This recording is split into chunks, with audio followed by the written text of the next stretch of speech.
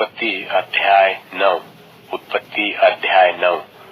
फिर परमेश्वर ने नूह और उसके पुत्रों को आशीष दी और उनसे कहा कि फूलो फलो और बढ़ो और पृथ्वी में भर जाओ, और तुम्हारा डर और भय पृथ्वी के सब पशुओं और आकाश के सब पक्षियों और भूमि पर के सब रेंगने वाले जंतुओं और समुद्र की सब मछलियों पर बना रहेगा। वे सब तुम्हारे वश में कर दिए जाएंगे।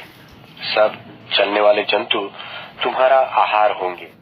जैसा तुमको हरे हरे छोटे पेड़ दिए थे, वैसा ही अब सब कुछ देता हूँ। पर मांस को प्राण समेत अर्थात लोहू समेत तुम न खाना, और निश्चय मैं तुम्हारा लोहू अर्थात प्राण का पलटा लूंगा।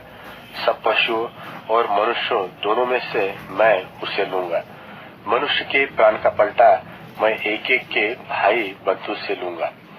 जो कोई मनुष्य का लोहू बहाएगा, उसका लोहू मनुष्य ही से बहाया जाएगा, क्योंकि परमेश्वर ने मनुष्य को अपने ही स्वरूप के अनुसार बनाया है।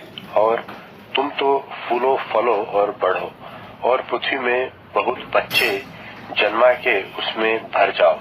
फिर परमेश्वर ने नूह और उसके पुत्रों से कहा, सुनो, मैं तुम्हारे साथ और तुम्हारे पश्चात जो तुम्हारा वंश होगा उसके साथ भी वाचा बांधता हूँ, और सब जीवित प्राणियों में से भी जो तुम्हारे संग है, क्या पक्षी, क्या घरेलू पशु, क्या पृथ्वी के सब बनेल पशु, पृथ्वी के जितने जीव जंतु जहाज से निकले हैं, सबके साथ भी मेरा यह वचन है, मेरी यह वाचा बनती है।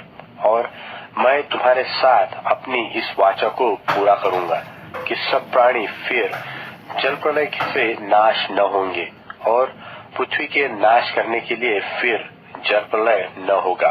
फिर परमेश्वर ने कहा, जो वाचा मैं तुम्हारे साथ और जितने जीवित प्राणी तुम्हारे संग हैं, उन सब के साथ भी युग युग की पीढ़ियों के लिए बांधता हूँ, उसका यह चिन्ह है कि मैंने बादल में अपना धनुष रखा है।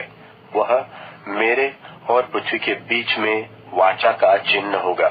और जब मैं पृथ्वी पर बादल फैलाऊं, तब बादल में धनुष देख पड़ेगा। तब मेरी जो वाचा तुम्हारे और सब जीवित शरीरधारी प्राणियों के साथ बंधी है, उनको मैं स्मरण करूंगा। तब ऐसा जल प्रलय फिर न होगा जिससे सब प्राणियों का विनाश हो। बादल में जो धनुष होगा, मैं उसे देख के यह सदा की वाचा स्मरण करूंगा जो परमेश्वर के और पृथ्वी पर के सब जीवित शरीरधारी प्राणियों के बीच बंधी है। फिर परमेश्वर ने नूह से कहा, जो वाचा मैंने पृथ्वी भर के सब प्राणियों के साथ बांधी है, उसका चिन्ह यही है। नूह के जो पुत्र जहाज में से निकले, वे शेम, हाम और एपेत थे। और हाम तो कनान का पिता हुआ। नूह के 3 पुत्र यही है, और इनका वंश सारी पृथ्वी पर फैल गया। और नूह किसानी करने लगा और उसके दाख की बाई लगाई, और वह दाख मधु पीकर मतवाला हुआ और अपने तंबू के भीतर नंगा हो गया।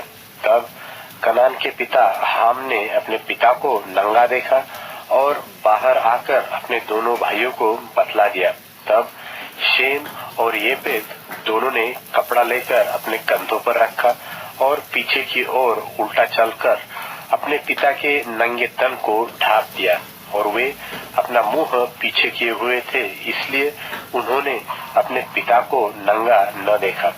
जब नूह का नशा उतर गया, तब उसने जान लिया कि उसके छोटे पुत्र ने उससे क्या किया है। इसलिए उसने कहा, कनान शापित हो, वह अपने भाई बंधुओं के दासों का दास हो। फिर उसने कहा, शेम का परमेश्वर यहोवा धन्य है, और कनान शेम का दास होवे। परमेश्वर एपेत के वंश को फैलाए, और वह शेम के तंबुओं में बसे, और कनान उसका दास होवे। जल प्रलय के पश्चात नूह 350 वर्ष जीवित रहा, और नूह की कुल अवस्था 950 वर्ष की हुई। तत्पश्चात वह मर गया।